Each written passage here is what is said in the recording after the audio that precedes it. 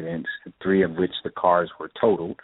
And most recently in November of 2013, I was rear-ended by a Dodge Ram. And wow. I'm still able to run. I don't have any debilitating injuries from any of those accidents. So that's what has convinced me that I've been kept for a reason. And different people have different strengths. Some people are strong in academics, engineers, chemists. And I think my strength or intelligence is in, the physical realm, athletics. And when I look at the fact that I've done several things internationally, but I don't have a hook upon which to hang a world championship or an Olympic gold medal. So that's what keeps me going now. And having went through physical therapy and being able to run as fast as I was able to run in high school convinced me that I needed to give it a stab, compete at the highest level possible. That way I won't be sitting 10 years from now saying I woulda, shoulda, and I coulda. Well, right. I'm here, so I better do it. Absolutely. So inspiring. So, Karlton, how do you approach training and conditioning as a 40-plus performance athlete? And, what tips can you share for our listeners who are trying to get fit, who want to get, healthier and be more physically active? What advice would you give? I think first to look at the volume of information that's out there as far as research. It's centered around subjects that are between the ages of 18 and 30. Mm-hmm. So most of the performance research is not done for 40-plus individuals. So I'm kind of a living case study to document what I'm doing, and I can look at people like Perez, who won Olympic medals in swimming. Right. And then Joe Pavey, at age 40, won her first race in the 10K. Now, that's not a run down the sidewalk. I mean, that's 6+ miles. No. She's on a track with people 16 years her junior, and she beat them. So I think looking at those individuals definitely says it is possible, but how we arrive at that championship status is going to be determined by training smartly. So I don't get into a lot of high volume. I try to reduce impact, and I would recommend that for other 40-plus people looking to become more fit. The weight room, we typically think of weights when we think of weight room, but weights may not be the best answer. I mean, body weight may be a more suitable alternative because it can lessen the stress on the joints. And we're still going to stimulate the person's neuromuscular systems, the skeletal muscle tissues, and preserve the connective tissues around the joint. Because I think Bruce Lee was historic in finalizing a discipline within his lifetime. You look at Kung Fu, it was like 200-plus years to really finalize that as a discipline. And he achieved that by pulling from other disciplines only what was useful and successful. So that's what I do. I look at resistance training, and I pull what's useful and successful. I look at stretching, and I pull what's useful and successful, and I look at recovery, what's useful and successful. Look at nutrition. So it's really a fusion of multiple disciplines to suit the average 40-plus, or in this case 35-year-plus individual that wants to improve their fitness. Awesome. Yeah, that makes a lot of sense. It really does. And I think it also comes back to, and I know we've spoken about this before, is that, one size doesn't fit anyone. Correct. And it's finding what's right for you and your body and your goals and what you're trying to accomplish, and not be necessarily pulled in by the latest trends and things that are going on, which may be good for some people but may not be right for you.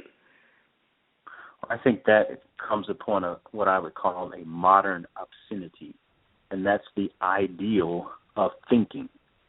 In order to make a program specific to an individual, some thought has to go into it. We have to analyze. We have to evaluate where the person is. We have to think critically when choosing solutions for the person. And then we have to produce an original thought, an original solution for individual. And I think that's what, some people may feel they'll get an aneurysm if they use their brains. So they just jump on the bandwagon and say, I'm going to drop you into what we're doing currently as a culture. What is the latest and greatest in the fitness culture? Well, I'm going to drop you into that. And that doesn't work well. Right.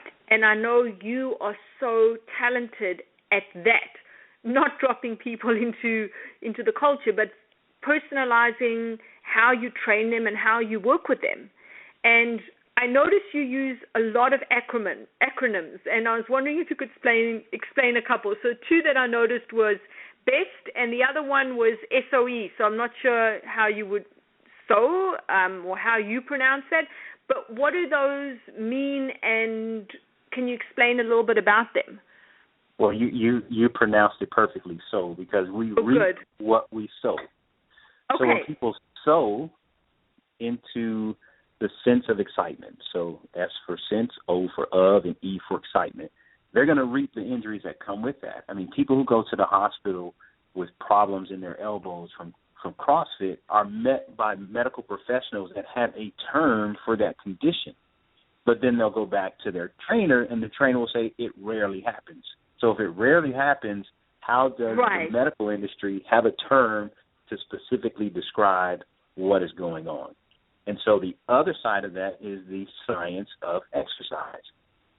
What we do is a science, and how we apply it should be based on science. It may not be exciting, but it will be effective. It will generate the results while decreasing the risk of injury along the way. So that's what I look at when I think of, because we have search engine optimization, the same letters just rearranged differently. And that's what brings me to BEST. It can be body-engineered specified training, body-engineered strength training, body-engineered sculpting technique, body-engineered suspension training. And the suspension training is what I offer to a lot of people because it's portable. And it's going to strengthen the secondary movers and the stabilizing muscles, because typically most movements are performed through gross motor skills. So we get large muscles involved, we kind of shove something, momentum gets it set in motion, and we just kind of ride out that movement without really generating consistent contractions on the muscle. And those contractions are what allow the body to become better at balance and coordination and muscular endurance and strength and power.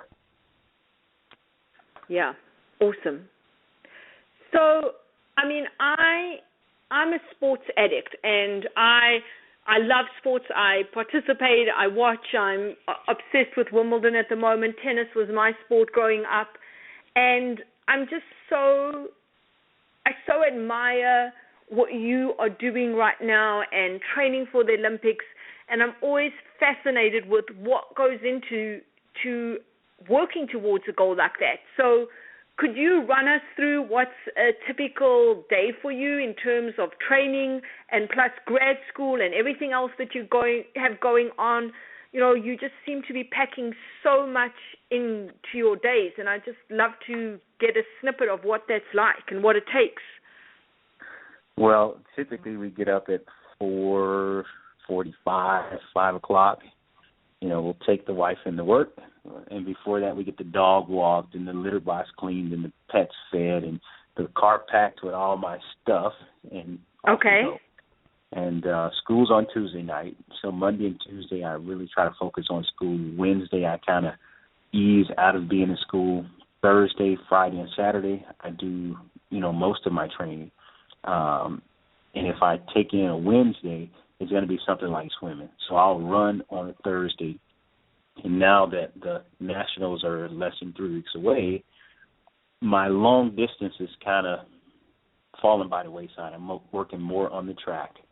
So if I run the track Thursday, I'll probably swim on Friday, and then I'll come back to the track on Saturday. And just to shake things out, I may go for a slow run or a light run on a Sunday. The track workouts are repeats. Well, I'll warm up with about a mile, and then I'll start repeats anywhere from 400 to 300, work all the way down to 150, and then do some 100-meter striders at the end just to keep the legs moving. We've got to work in some weight training or some resistance training, but I'm going to wait until after the Nationals to focus on that, because that'll give me a year until the Olympic trials. Food is a constant. I'm always eating. I take a cooler with me. So people are like, "You're always eating, and you're so fit." Well, it speeds up the metabolism. It makes the machine run a little bit more efficiently. So we try to get to bed early. Yeah. Okay. What's early for you? Ideally, it would be like 9, but we push it sometimes about 10:30. So Okay. I can take a nap during the day to kind of recover. Perfect. So a couple of things I'm hearing, like getting enough sleep, good nutrition, right? Fueling your body, getting good nutrition, and then consistent, smart training. And yeah. it all seems such common sense. It all seems such simple things to do, and yet there's so few people doing it, whatever level you're at. We get stuck in what we experienced in high school and college, or we get stuck in what was a product of the draft. Now, when this country started drafting individuals, they were 18 years old. They threw them into basic training, and they were like, look, we're trying to prepare you for hell. And so their bodies would tolerate a lot because they had testosterone coming out of their eyelashes. Right. And habits are hard to break. So the habit was started, and so they go from high school to college. And then they leave college, and they say, well, yeah, it's been a few years. I'm going to get back in the gym. So they go back and try to do the same volume with the same frequency, which is usually 5 days a week. And they figure, well, I'm really trying to make up for lost time, so I'm going to do 7 days a week. And that overtraining, it suppresses the immune system because the body's in a constant state of disrepair from the exercise itself, which tears the muscles down, which taxes the neuromuscular system. So they will work themselves into an injury, and then they believe that injury is part and parcel to fitness. And if you do fitness, you're going to create an injury, you're going to create tightness. And I'm like, no, those two don't go together. Fit really describes your ability to do something adequately or optimally. And being inflexible or being injured doesn't fall into that category. Oh, exactly. I love that. Yeah, absolutely. So I cannot believe we're running out of time. It's nearly time to go to a commercial break. What takeaways do you have for our listeners in terms of, getting fit and healthy this summer? So many people are, if you look at the majority of the population in North America is sedentary, they're out of shape, they're unhealthy. If this is the summer that people are going to get healthier and get in shape, what are some takeaways that you can give them that they can start implementing, hopefully immediately? I would say 90 degrees should be the most extreme angle that they put the joints into when they're doing exercise. So when they're squatting, they don't need to take their bottoms below their knees. When they're curling, they don't need to bring their elbows away from the body and the barbell or dumbbell straight up to their face. It's just monitoring the angles, and then start with a couple days a week to acclimate the body to being more active. And then take as much time as they can to recover via, sleep and proper nutrition and hydration. Perfect. Again, simple stuff that we can all do. So now it's just a matter of getting out there and actually doing it. Yeah, I mean, if they master simple movements, then they can move on to more complicated exercises with a firm foundation and less risk of injury. Perfect. So, Karlton, where can our listeners get hold of you, connect with you, if they want more advice, if they possibly want to work with you? What's the best way to connect with you? I'm on Facebook and Twitter. That's Karlton Meadows, Karlton with a K, or they can find me at www.majesticbalance.com. Okay, perfect. So Facebook, Karlton